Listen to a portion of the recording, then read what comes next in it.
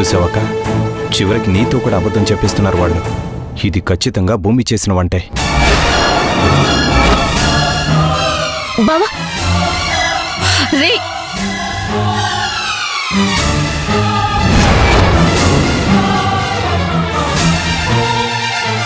రే ఏంట్రా ఇది? అలా తినే ప్లేట్లో చేయి కడిగేసుకుంటావేంట్రా?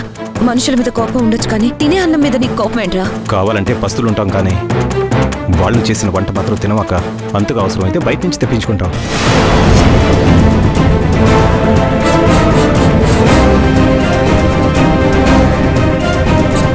వద్దనుకొని వెళ్ళిపోయిన తర్వాత కూడా మళ్ళీ ఎందుకమ్మా ఇవన్నీ? వాడు తిండేదో వాడు తినొచ్చు కదా. వాళ్ళ నీడే పడినప్పుడు వాడు చేసిన వంట తింటాడని ఎలా అనుకుంటారు వాళ్ళు?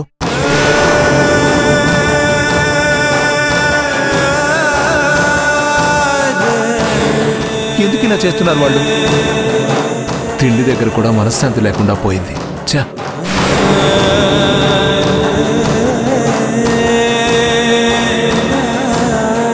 వాడి సంగతి తెలుసు కూడా. ఏంటమ్మా ఇదంతా?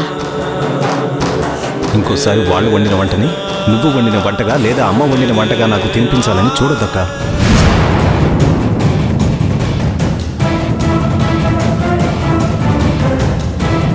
ఇప్పుడే చెప్తున్నా, ఈ రోజు నుంచి వంట చేస్తే అమ్మైనా నువ్వైనా చేయండి, లేదా అలాగే చేయాలి. ఇంకెవరు చేసినా ఇదే జరుగుతుంది.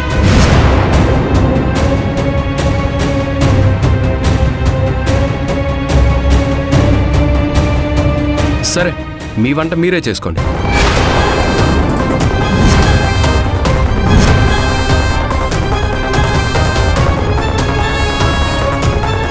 మాధవ్, భూమి చేసిన వంటలు మీకు ఇబ్బంది అయితే ఇక మీద ఎవరి కోసం భూమి పండదు. కష్టపడి చేసి మాట పడ్డం ఎందుకు? తను చేసిన వంట మీరు తినలేనప్పుడు మీరు చేసిన వంట కూడా మేము తినాల్సిన అవసరం లేదు. మీ పాటికి మీరు వండుకోండి, మా పాటికి మేము వండుకుంటాం.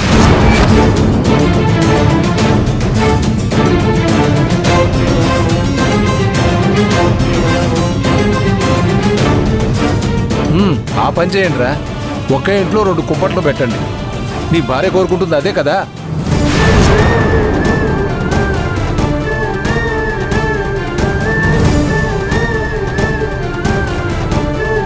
అసలు ఎవరు చేయమన్నారా తన్ని వంట?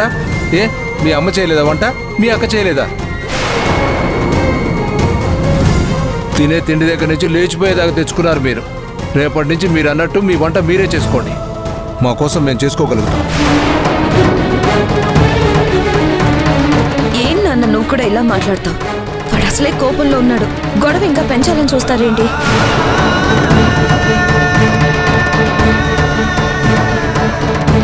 సర్లే అమ్మా, వాడి నోటితో వాడే చెప్తున్నాడు కదా, మా కోసం మేము చేసుకుంటాం, మీకోసం మీరు చేసుకోండి అని.